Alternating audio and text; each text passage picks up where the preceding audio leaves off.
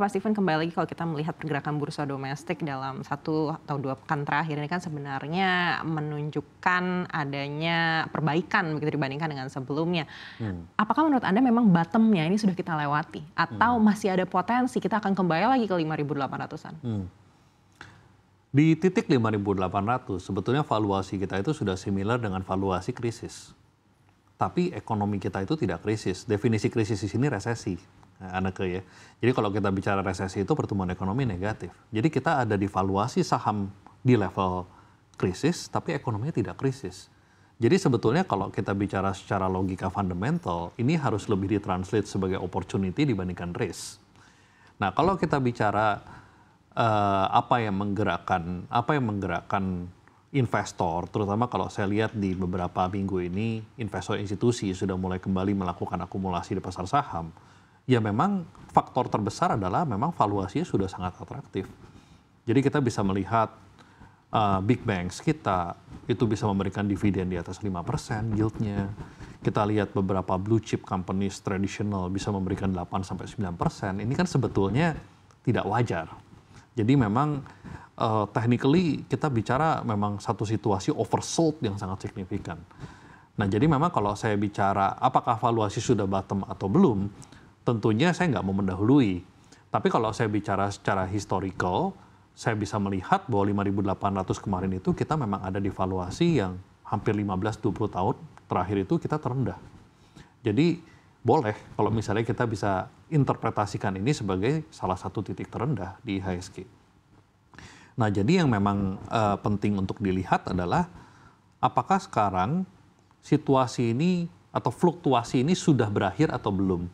Tentu saja jawabannya adalah belum. Tapi sekarang saya akan kembalikan lagi, logikanya adalah memang kalau pertanyaannya apakah pasar masih bisa turun kembali ke 5.800, sebetulnya ekspektasi terhadap pasar saham domestik sekarang ini sudah sangat rendah, Anneke.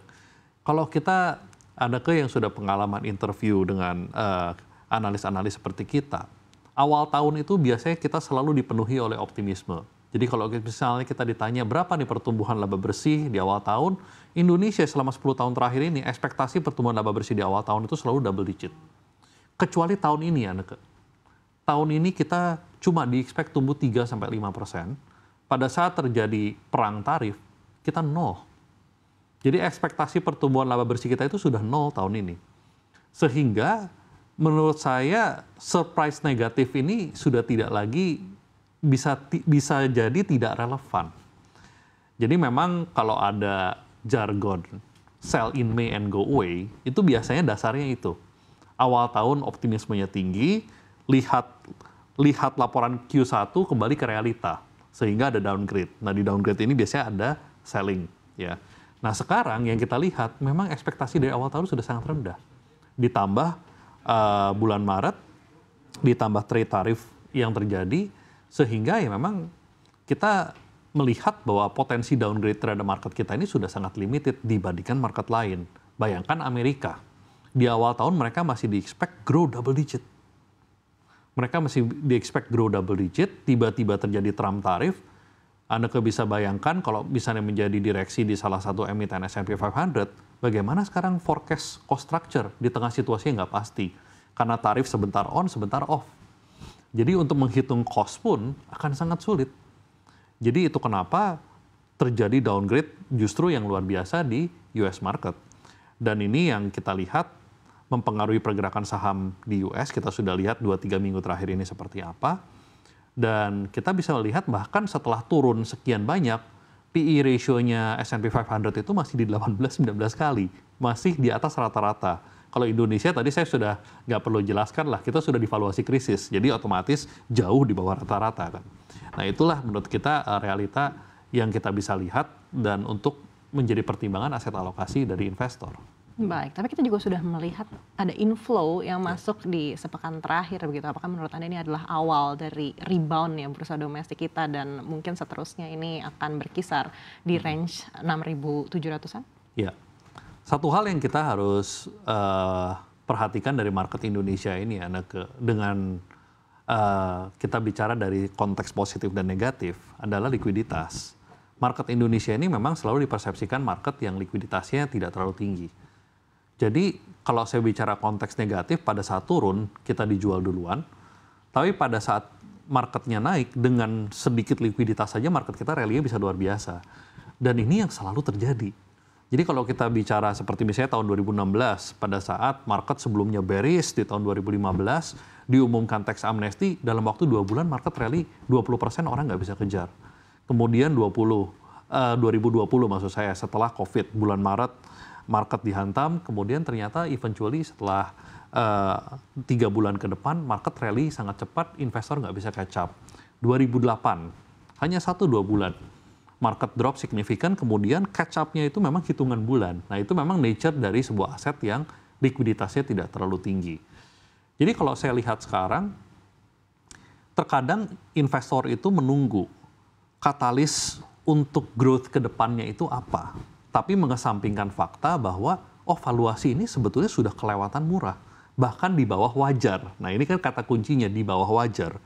Jadi kalau pada saat valuasi di bawah wajar, investor-investor yang aktif dan institutional quality, itu memang mereka biasanya langsung melakukan akumulasi karena menyesuaikan dengan liabilities mereka yang memang jangka waktunya juga panjang. So mereka akan ignore. Mereka akan ignore noise jangka pendek, mereka lihat dalam 5 tahun ke depan, valuasi saat ini tuh memang sangat realistis dan rasional untuk mereka invest. Jadi bisa menjadi satu awal, saya katakan iya. Tapi tentunya kalau misalnya kita melihat apakah akan menjadi satu ledakan, saya pikir belum, karena memang kita menunggu faktor yang paling penting untuk foreign investor itu memang secara keseluruhan interest rate harus turun. Nah itu yang membuat menurut saya akan jadi satu gong di mana market kita bisa mendapatkan flow yang lebih stable. Baik, apakah ini artinya ledakan yang mungkin akan ada di semester 2 di mana kita mengharapkan akan ada pemangkasan suku bunga di pertengahan tahun dan apakah akan sangat signifikan ledakannya itu? Anda lihat akan ada di level berapa IHSG kalau memang ada ledakan? Saya harapkan demikian. Yang pertama, kita bisa melihat bahwa Bank Indonesia ini bisa bertindak independen. Bukan artinya saya bilang bahwa selama ini Bank Indonesia tidak independen, tapi independen ini dalam arti tidak selalu melihat pasar US seperti apa atau The Fed seperti apa. Kita sudah lihat buktinya di kuartal 1 bahwa BI bisa melakukan strategi preemptif, menurunkan suku bunga duluan, mendahulukan growth dibandingkan stabilitas nilai tukar. Selama ini investor selalu ada dalam paradigma kalau rupiah melemah, BI pasti tidak berani. Tapi ternyata BI berani kemarin, dan proven kalau misalnya kita lihat rupiah melemah pasca pengumuman Liberation Day, tapi setelah itu stabilize. Nah jadi kalau misalnya kita bicara konteksnya, The Fed pun akan dipaksa menyesuaikan dengan situasi saat ini.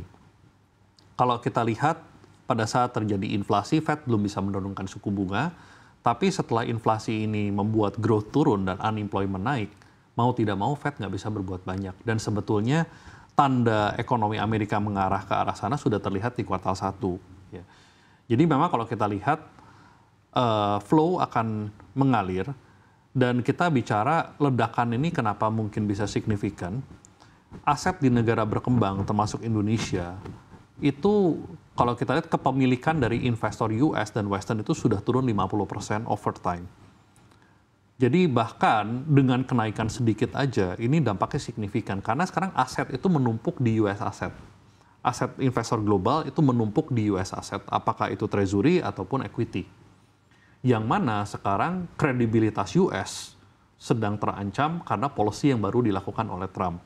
Jadi kita bisa melihat obligasi pemerintah Amerika yang biasanya anggapan orang adalah aset aman, aset yang dibeli pada saat terjadi krisis, ternyata yield-nya malah naik di situasi kemarin. Ini satu bukti bahwa perlahan investor mulai meninggalkan US aset, meninggalkan ketergantungan terhadap US aset, mencari aset lain yang imbasnya lebih tinggi dan politically lebih stable.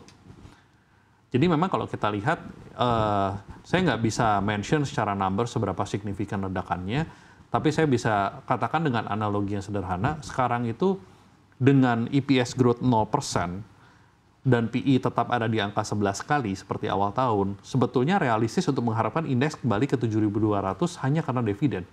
Itu saja sudah merupakan upside yang cukup menarik kan kalau kita bandingkan dari level sekarang. Jadi itu gambaran seberapa menariknya pasar Indonesia sekarang.